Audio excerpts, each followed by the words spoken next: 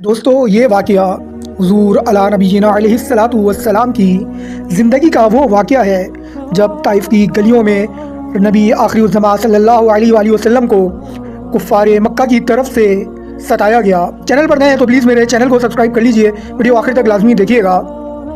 نبوت کے 10 سال کا زمانہ تھا۔ مکہ میں مخالفت اپنی انتہا کو پہنچ چکی تھی۔ حضرت خدیجہ کا وصال ہو چکا تھا اور حضرت ابو طالب بھی دنیا سے رخصت ہو گئے تھے۔ یہ سال تاریخ میں عام الحزن یعنی غم کا سال کہلاتا ہے۔ ایسے میں نبی رحمت صلی اللہ علیہ وسلم نے سوچا اگر مکہ کے لوگ نہیں مانتے تو شاید طائف کے لوگ حق قبول کر لیں۔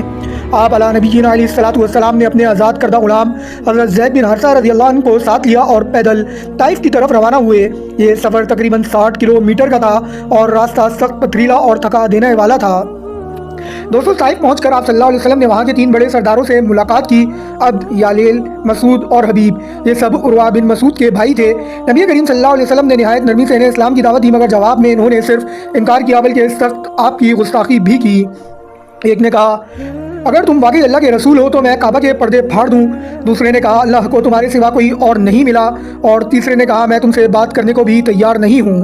صرف یہی نہیں، انہوں نے طائف کے اوباش لڑکوں اور غلاموں کو آپ صلی اللہ علیہ وسلم کے پیچھے لگا دیا۔ ناظرین، وہ آپ صلی اللہ علیہ وسلم پر پتھر برسانے لگے۔ حضرت زید بن حارثہ رضی اللہ تعالیٰ عنہ آپ صلی اللہ علیہ وسلم کے آگے ڈھال بن کر کھڑے ہو گئے۔ ان کے سر پر گہرے زخم آئے۔ نبی کریم صلی اللہ علیہ وسلم کے مبارک پاؤں خون سے بھر گئے، یہاں تک کہ جوتیاں خون سے تر ہو گئیں۔ آپ علی نبینا علیہ الصلاۃ والسلام شہر سے باہر ایک باغ میں جا کر بیٹھ گئے۔ اسی باغ میں نبی کریم صلی اللہ علیہ وسلم نے وہ دعا مانگی جو رہتی دنیا تک صبر و توکل کی مثال ہے۔ اللہم الیک اشکو ضعف قوتی وقلت حیلتی وہوانی علی الناس۔ اے اللہ، میں تجھ سے اپنی کمزوری، بے بسی اور لوگوں کے نزدیک اپنی بے قدری کی شکایت کرتا ہوں۔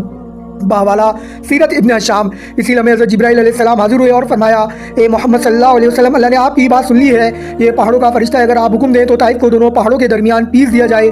لیکن نبی کریم صلی اللہ علیہ وسلم رحمت عالم صلی اللہ علیہ وسلم نے فرمایا نہیں، میں یہ نہیں چاہتا، مجھے امید ہے کہ ان کی آنے والی نسلیں اللہ کی عبادت کریں گی۔